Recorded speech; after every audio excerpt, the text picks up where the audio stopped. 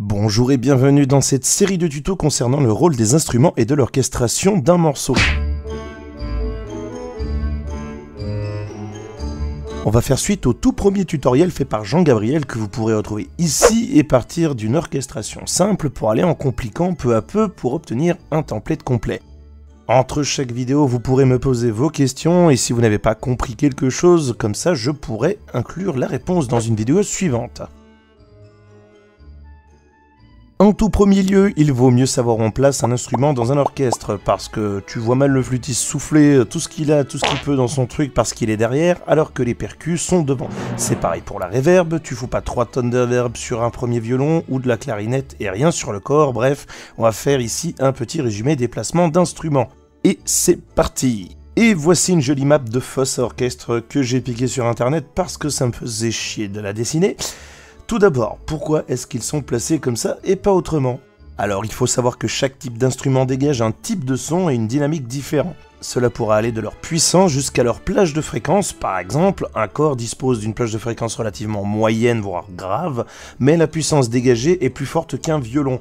Le fait qu'il ait le pavillon vers l'arrière ajoute au fait qu'il n'y a pas besoin de le mettre à l'avant non plus. La diffusion du son se fera généralement par l'arrière.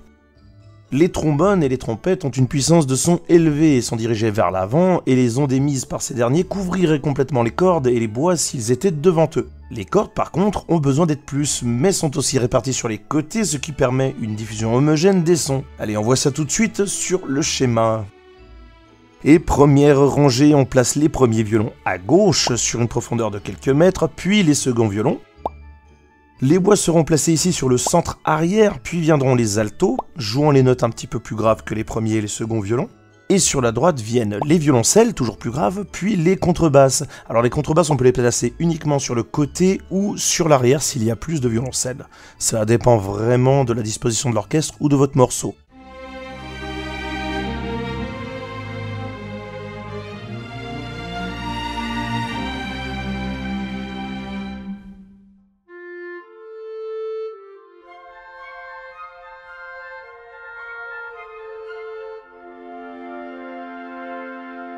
Voilà, on a foutu les cordes et les bois en 20 secondes, on peut maintenant passer aux vrais beaux instruments de l'orchestre.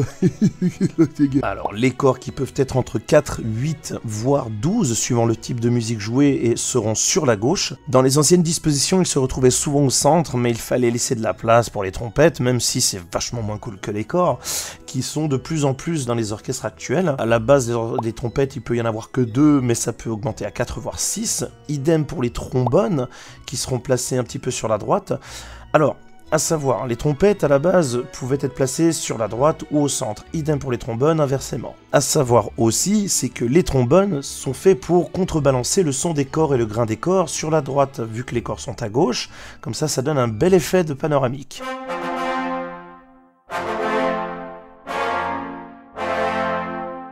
Puis le ou les tubas se placeront à droite derrière les contrebasses.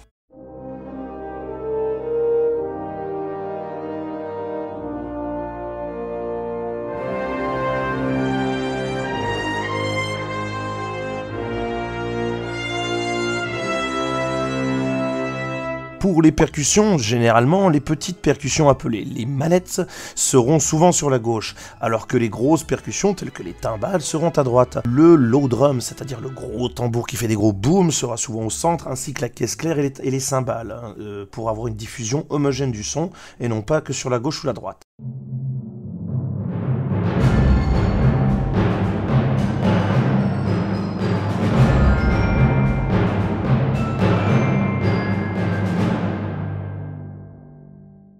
Piano et harpe disposent d'un mix assez particulier, on y reviendra lors d'un tuto plus poussé sur le mix.